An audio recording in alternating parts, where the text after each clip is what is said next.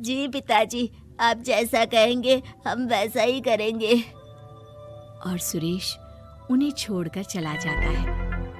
अरे धीरू भाई, मैं तुझसे कहना चाहता था कि मुझे व्यापार बढ़ाने के लिए कुछ रुपयों की जरूरत है। अब पिताजी के जाने के बाद हम दोनों ही एक दूसरे का सहारा है। पिता के जाने के कुछ दिनों के बाद दोनों भाइयों की जिंदगी धीरे धीरे सामान्य हो जाती है। दोनों भाई अब अपना अपना व्यापार संभाल लेते हैं। दोनों एक ही घर में तो रहते हैं, लेकिन अब उनके रिश्ते में पहले जैसी बात नहीं रहती। भीरू शुरू से ही लालची था, इसलिए सुरेश ने पहले ही उन दोनों में प्रॉपर्टी का हिस्सा बांटकर लड़ाई की गुंजाइश खत्म कर दी थी। लेकिन पिताजी के जाने के बाद भीरू का लालच बढ़ने लगा। हाँ हाँ भैया, आप बताइए कि मैं आपकी किस तरह से मदद कर सकता हूँ। मुझसे जो बन पड़ेगा मैं करूँगा। अच्छा तो भाई, तू ना मुझे अपनी गाय दे दे। वैसे भी तू पढ़ा लिखा मॉडर्न लड़का है, भला तू गाय का करेगा क्या? लेकिन इससे मेरी ना बहुत मदद हो जाएगी। ठीक है भैया, आखिर भाई ही तो भाई के काम आता है। आप ले लीजिए मेरी गाय और उसे बेचकर आप उन रुपयों को अपने व्यापार में लगा लेना। बस फिर क्या था, भीरू अपने लालच की वजह से आए दिन धीरू से किसी न किसी बहाने पैसे या कीमती सामान ऐंठता रहता और बेचारा सीधा सादा धीरू उसकी मदद कर दिया करता। इसी तरह 2 साल बीत जाते हैं और दोनों भाई शादी कर लेते हैं। शादी होने के साथ ही अपनी बीवी के कहने पर भीरू अपना हिस्सा अलग कर लेता है। अब दोनों भाई अलग अलग रहने लगते हैं। अरे साधना, ये देखो, मैंने आज ही एक बड़ी डील साइन की है। ये शहर का सबसे बड़ी फैक्ट्री का मालिक है। इसके साथ व्यापार करके मेरे व्यापार में दिन दुनी रात चौगुनी तरक्की होगी। लेकिन इसकी बस एक ही शर्त है, अगर इसे हर हफ्ते सामान की पेमेंट नहीं दूंगा तो मुझे इसे जुर्माने के तौर पर बहुत बड़ी रकम देनी होगी। ये तो बड़ी ही चिंता की बात लगती है जी। अरे चिंता कैसी, मैंने पहले ही हिसाब लगा लिया है। मैं इसे हर हफ्ते पेमेंट भी दूंगा और एडवांस पे ऑर्डर भी, तो फिर चिंता काहे की। पास से गुजर रहा भीरू उन दोनों की सारी बातें सुन लेता है और फिर, अरे राधा, सुनती हो? उस धीरू ने आज एक बहुत बड़ी डील साइन की है। ये सुनकर ना मुझे बहुत बुरा लग रहा है। भीरू उसे सारी बात बताता है। तो ऐसे हाथ पे हाथ रख के गुस्सा करने से क्या होने वाला है? आप तो उस डील की कमजोर कड़ी जानते ही हैं, तो मारिए हथौड़ा। अगले दिन धीरू के घर में चोरी होती है और उसमें उसके वो रुपए भी चले जाते हैं जो धीरू डील के मुताबिक क्लाइंट को देने वाला था।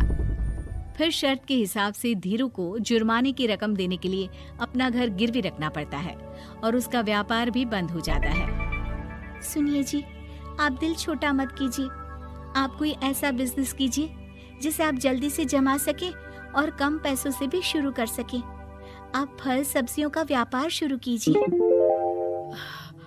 तुम ठीक कहती हो, मैं कल से ही मंडी जाकर सब जानकारी लेकर आता हूँ। उधर भीरू और राधा धीरू की बर्बादी की खुशियां मनाने में लग जाते हैं और इधर धीरू खूब मेहनत करके फिर से अपनी आर्थिक हालात पटरी पर ले आता है। लेकिन फिर एक दिन, अजी सुनती हो, तुम यहाँ पर उसके बर्बाद होने की गलतफहमी में खुश हुए जा रहे थे और तुम्हारे भाई का फल सब्जियों का व्यापार बड़ा अच्छा चल निकला है। मैं अभी बाजार में उसकी दुकान देख कर आ रही हूँ। अरे भीड़ लगी हुई थी वहाँ तो फिर जल्दी से अपने खुराफाती दिमाग से कोई आइडिया निकालो इस मुसीबत का। आइडिया तो बहुत अच्छा है मेरे दिमाग में। अपने भाई से कह के इसके गोदाम में चूहे डलवा दूंगी, फिर देखना नजारा। राधा की चालाकी से धीरू का ये काम भी ठप हो जाता है। अब धीरू और उसकी पत्नी के लिए उधार पर जीने के अलावा कुछ नहीं बचा था। बेचारा ईमानदार धीरू अपने भाई भाभी की चालाकी की वजह से बहुत बुरे दिन काट रहा था। मैं तो बिल्कुल बर्बाद हो गया साधना। पिताजी का दिया हुआ अच्छा खासा बिजनेस संभाल रहा था, लेकिन मेरी किस्मत ने मुझे यहाँ लाकर खड़ा कर दिया। अब तो खाने के भी लाले पड़ रहे हैं। कोई नौकरी भी इतनी आसानी से नहीं मिल रही। मुझे माफ कर दो, मेरे साथ रहकर तुम्हें भी ये दिन देखने पड़ रहे हैं। देखिए जी, आप दिल छोटा मत कीजिए, भगवान कोई ना कोई रास्ता जरूर खोल देगा हमारे लिए। और मेरे दिमाग में तो एक अच्छा आइडिया आ भी गया। मैं बचपन से ही अपनी दादी, नानी और माँ को एक खास तरह का अचार बनाती देखती आई हूँ। वो अचार जितना टेस्टी होता है उतना ही उसे बनाना मुश्किल भी, लेकिन एक बार बन जाने पर वो जल्दी खराब भी नहीं होता जी। वो अचार सिर्फ हमारे ही गांव में बनता था, जिसे खरीदने के लिए दूर दूर से लोग आते थे। मैं सोचती हूँ वही अचार बनाने का काम हम शुरू करें तो। मैं बनाया करूंगी और आप उसे मार्केट में बेच आया करना। साधना, तुम्हारी बातों से मेरे मन में उम्मीद जाग उठी है, लेकिन ये सब काम शुरू करने के लिए रुपए कहाँ से आएंगे? ए जी, मेरी ये कंगन किस दिन काम आएंगी? आप इन्हें गिरवी रखवा लो और जब पैसे आ जाए तो इन्हें छुड़वा लेना। साधना बाजार जाकर अचार बनाने का सामान लेकर आती है।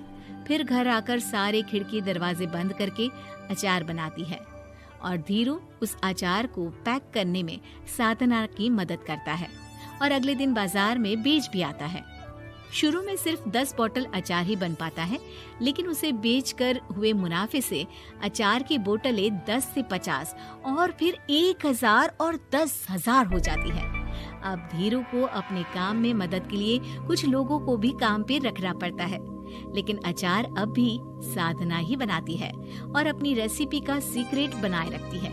अब देखते ही देखते धीरू साधना ब्रांड अचार आसपास के कई शहरों में मशहूर हो जाता है और धीरू के दिन एक बार फिर बदलते हैं। धीरू के पास अब भीरू से दुगना बड़ा घर, गाड़ी, धन, अचार की कई फैक्ट्रीज और नौकर चाकर होते हैं।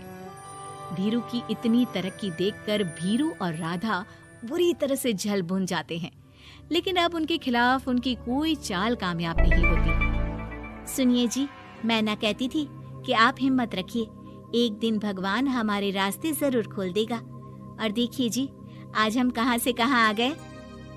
ये सब तुम्हारे फौलाद जैसे मजबूत मन की वजह से हो पाया है साधना, वरना एक समय मैं तो हिम्मत ही हार चुका था। तुमने न सिर्फ मेरा हौसला बढ़ाया बल्कि बिजनेस में मेरा साथ भी दिया। जहां एक तरफ धीरू और साधना अपनी मेहनत और हौसले से बहुत तरक्की कर चुके थे, वहीं दूसरी तरफ भीरू और राधा के लालच और धोखेबाजी की वजह से वो इनकम टैक्स वालों की नजरों में आ चुके थे। भीरू के एक घर पर इनकम टैक्स वालों का छापा पड़ता है और भीरू को काला धन जमा करने के आरोप में जेल जाना पड़ता है।